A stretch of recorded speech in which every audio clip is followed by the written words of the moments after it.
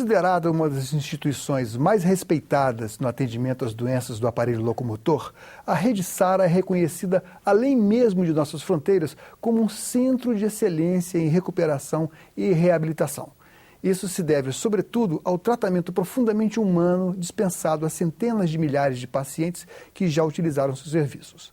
Para conversar sobre esse assunto, Cidadania convidou Lúcia Viladino Braga, a doutora que é, ao mesmo tempo, presidente e diretora executiva da Rede Sara.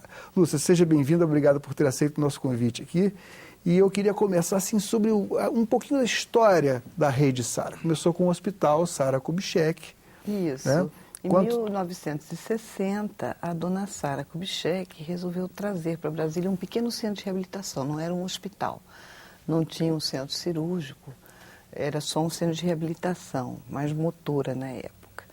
Aí, em 64, o Dr. Campos Tapaz assumiu a direção e resolveu fazer o centro cirúrgico, em 68, desculpe, o centro cirúrgico e pensar num projeto de fazer um hospital para construir, então, o que é hoje o Sara. E hoje vocês são uma rede de... 10 unidades. 10 unidades, inclusive com várias unidades nas regiões mais pobres do país, no Amapá, no Pará, no Maranhão, na Bahia, no Ceará, enfim, vocês são um centro de excelência que trata daquilo que é mais, digamos assim, de uma forma mais humana, daquilo que é uma dificuldade na vida das pessoas, que é aquela capacidade de se movimentar.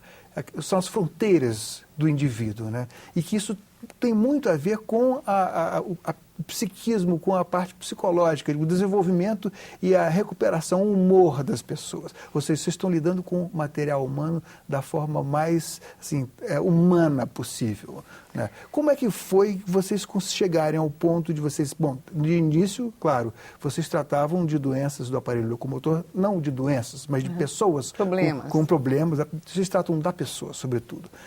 E a construção dessa excelência, desse know-how, de tratar do ser humano como um todo? Olha, inicialmente estava perguntando um pouco da história, então era esse centro, em 1980 foi inaugurado o Hospital Sara. Né? O primeiro aqui, hospital de fato. Eu vim para o Sara em 77, ainda como estudante, então já estava lá na inauguração, mas não era ainda da diretoria. E aí em 93, eu assumi a diretoria para ajudar a fazer a expansão, a diretoria executiva a fazer a expansão, né? E aí inauguramos o Sara Salvador, depois São Luís, Salvador em 93, São Luís em 94, Belo Horizonte em 97, aí um pequeno centro de reabilitação no Rio em 99, 2001 Fortaleza, que é um centro de reabilitação belíssimo também. Aí o Sara aqui já não cabia mais. Então, em 2003, a gente fez o Sara Lago, porque já era um sonho fazer um Sara à beira do lago, à beira da água, porque na água essa ideia de humanização fica bem mais apropriada. E você, por exemplo, o paciente, ao invés de trabalhar o membro superior só na academia, um paraplégico tem que ter bons membros superiores, por exemplo. Se ele faz só esse exercício mecânico, ele logo se cansa. Se ele está remando, ele faz durante um longo tempo com prazer. A ideia é fazer todo o tratamento com prazer. A propósito, o príncipe Harry, um dos herdeiros do trono da Inglaterra, esteve aqui durante a Copa do Mundo e um dos primeiros lugares que ele foi aqui em Brasília foi exatamente no Sara, né? Ele chegou, o primeiro lugar que ele veio foi para o Sara. Ele queria muito vir. E assim, uma pessoa muito interessada, muito sério, e fizemos uma visita, ele interagiu com os pacientes, eu sugeri, falei, olha, uma boa ideia... Inclusive, ele interagiu com... eu sugeri que ele remasse, porque ele até falou, o pessoal falou, ele gosta de interagir com os pacientes, de repente jogar basquete. Mas eu falei, não, basquete ele vai ter que jogar na cadeira de rodas, senão fica... Né? E é difícil para quem não está acostumado. Aí eu sugeri que ele remasse com o paciente, que é uma atividade mais tranquila, que ele está em condições de estar de igual para igual com o paciente. E é bonito, né? TV para foto com imagem, é bonita, ficou muito bonita a matéria. Vocês cederam algumas imagens aqui para nós e eu selecionei alguns trechos. É evidente que nós jamais teríamos a capacidade de falar desse mundo que é da expertise da rede SARA de hospitais do aparelho locomotor, mas a gente selecionou alguns trechinhos aqui para mostrar e eu queria que... eu vou comentar, vai passar no monitor ali, eu vou, enquanto as imagens passam, eu vou comentar. Quando puder, por favor, a produção pode passar. Então, aí nós temos, se não me engano, no interior de um centro de reabilitação com uma criança, aí temos uma outra criança aqui. Isso é lá no SARA Centro. Exato. Então, selecionamos, aí nós temos aqui uma aula... Formação, aí discussão de equipe, esse conceito de equipe, os pacientes trabalhando em grupo, o atendimento individualizado, a mãe participando. Aí o hospital do SARA temos Centro, aí já aquela SARA questão Lago Norte. da ambientação, né? SARA Lago Norte, aí nós SARA selecionamos... Centro também. Aí o ambulatório, que são espaços abertos. Ok, acho que estamos chegando aí ao final da seleção de imagens. Aqui SARA Salvador, SARA São Luís, SARA Brasília, Lago Norte. Isso aí temos uma área de convivência, isso. Isso, muito bonito. Obrigado então, obrigado à produção. Então, e também depois só para complementar, depois da inauguração do SARA Lago, que foi em 2003, nós fizemos o SARA Belém, o SARA Macapá em 2005, o SARA Belém em 2007 e o SARA Rio de Janeiro Maior em 2009. Então foi uma grande expansão, são 1,5 milhão de pacientes atendidos por ano, mas todos... O alcance social é incalculável, né? E uma coisa muito interessante em termos de alcance social, porque a gente já tem quase 90% dos municípios brasileiros atendidos na rede, com essa expansão em 10 unidades, e é muito interessante o acesso à população, porque toda a população tem acesso. A classe A, a classe B,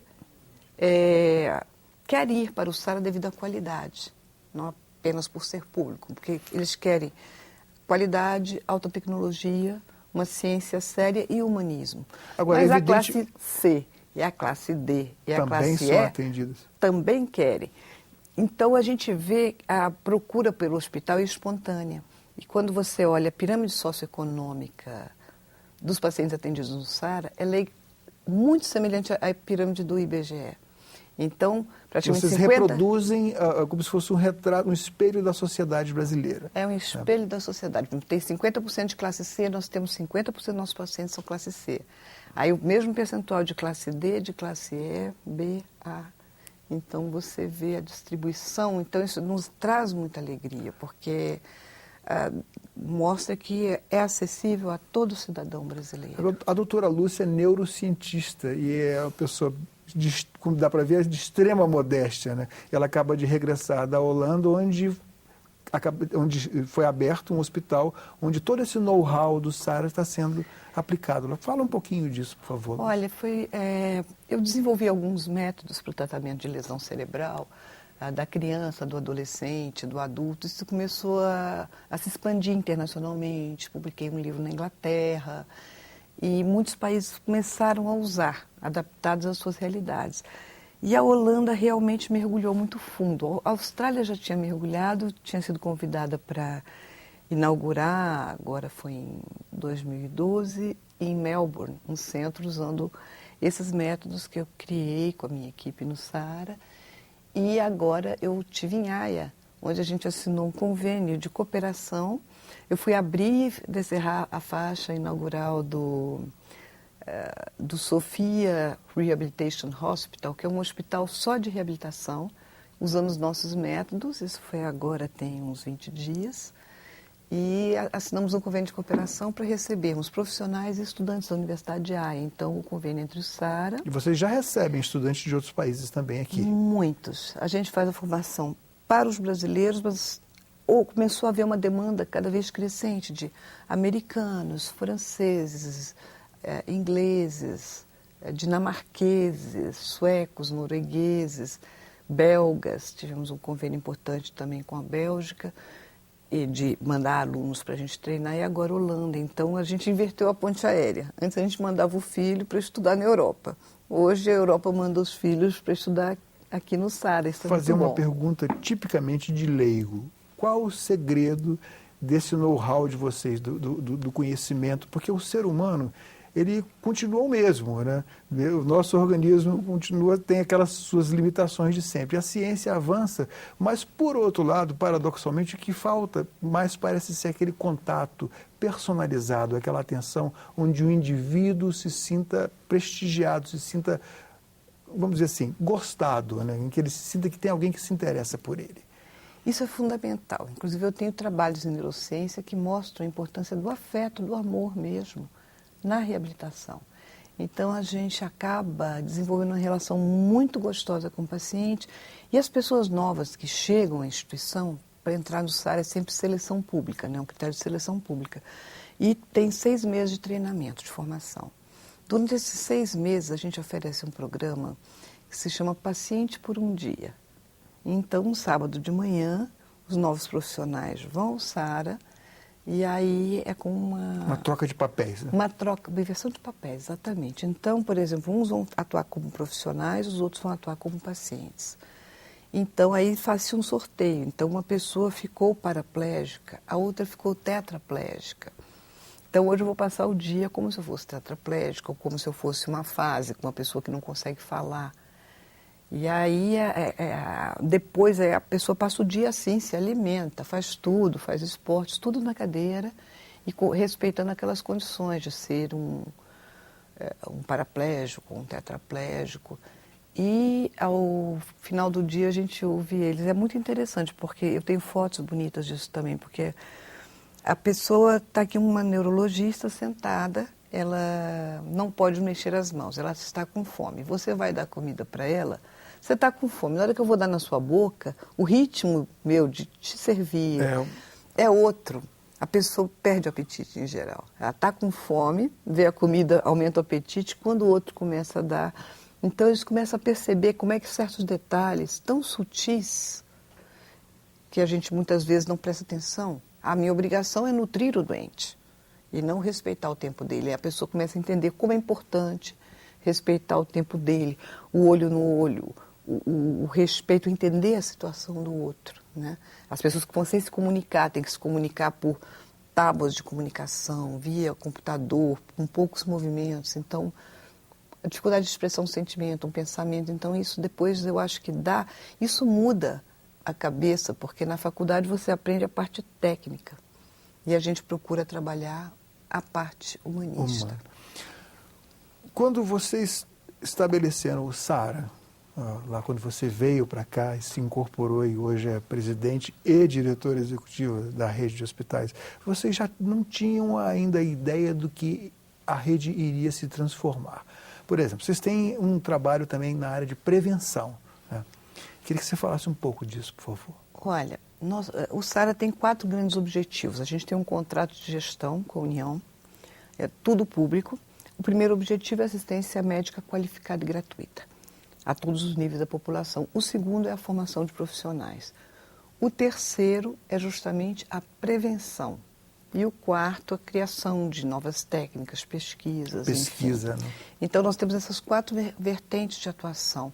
Na área de prevenção, é um trabalho muito importante. A gente começou, inclusive, trabalhando com...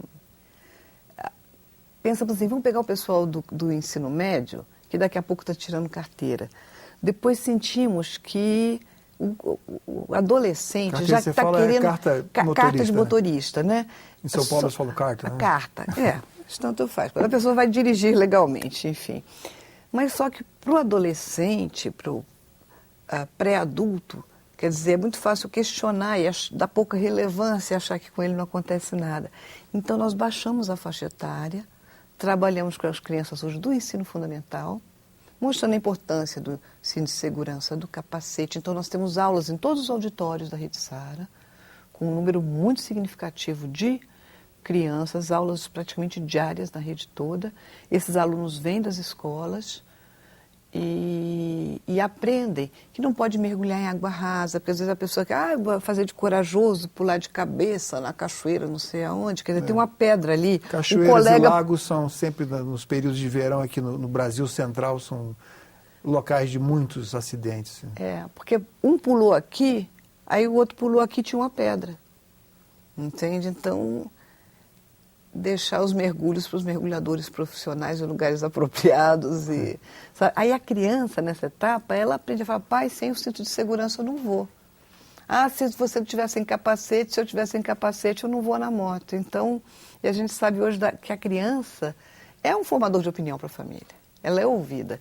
Então, ela passa a atuar, inclusive, como um agente multiplicador do ensino, da prevenção. Isso é maravilhoso. Isso, salvo engano, durante aquela campanha do uso de cinto de segurança foi bastante utilizado e funcionou. Funciona também no combate ao tabagismo, né, que as crianças são as maiores, entre aspas, repressoras dos pais que fumam. Né? Mas, Lúcia, vocês têm um trabalho de pesquisa muito intenso e você recentemente publicou um artigo na revista Science, né? Publiquei. Sobre o que é a curiosidade aqui? Sobre o que era o artigo? Esse trabalho particularmente mapeou a rede cerebral da leitura. Eu trabalho com neuroimagem funcional, então eu vejo o cérebro da pessoa funcionando. Então, como é que funciona o cérebro de alguém? Isso é como uma ressonância magnética online, é isso? Você faz a ressonância magnética primeiro, a primeira etapa é como se fosse uma ressonância só anatômica dessa que você faz em qualquer lugar. Daí, no caso da ressonância funcional, tem uma tela com uma tarefa. E tem botões para a pessoa responder, microfone, som.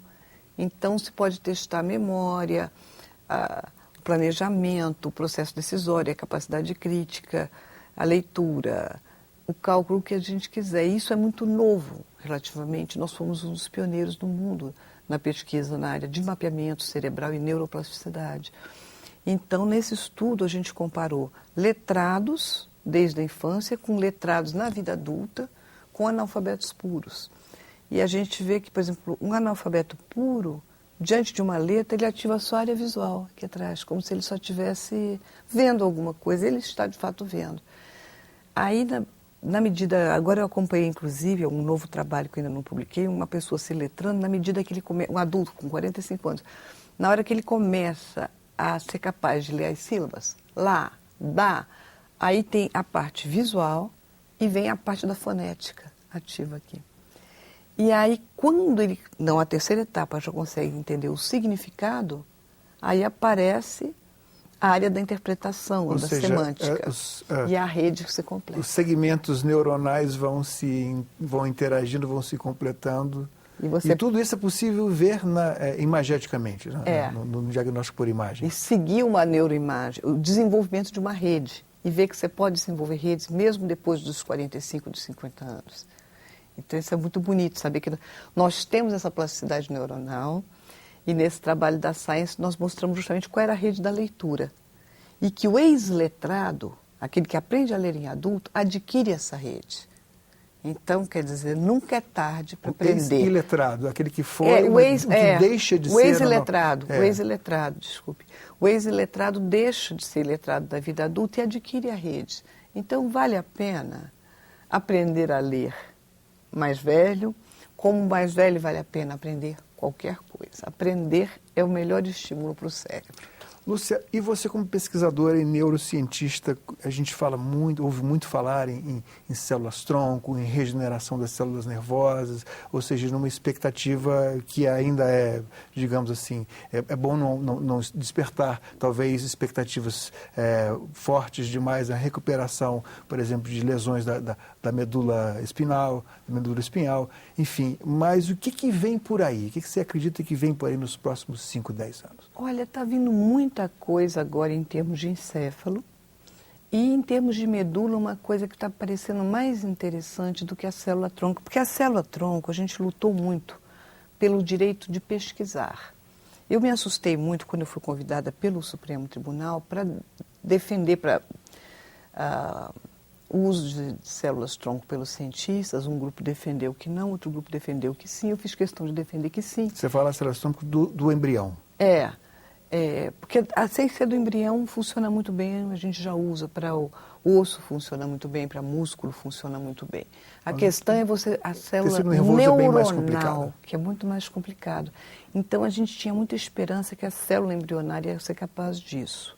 Eu vi da minha responsabilidade de estar falando sobre isso, e tanto não divulgo muitas pesquisas que a gente estava fazendo e faz nessa área, porque quando eu cheguei na Praça dos Três Poderes, um monte de paraplégicos me cercou, porque eu não sou uma professora universitária, eu tenho 1.500.000 pacientes atrás de mim, quer dizer, e as pessoas dizendo, doutora, defende, porque eu não consegui me imaginar mais um dia na cadeira de rodas.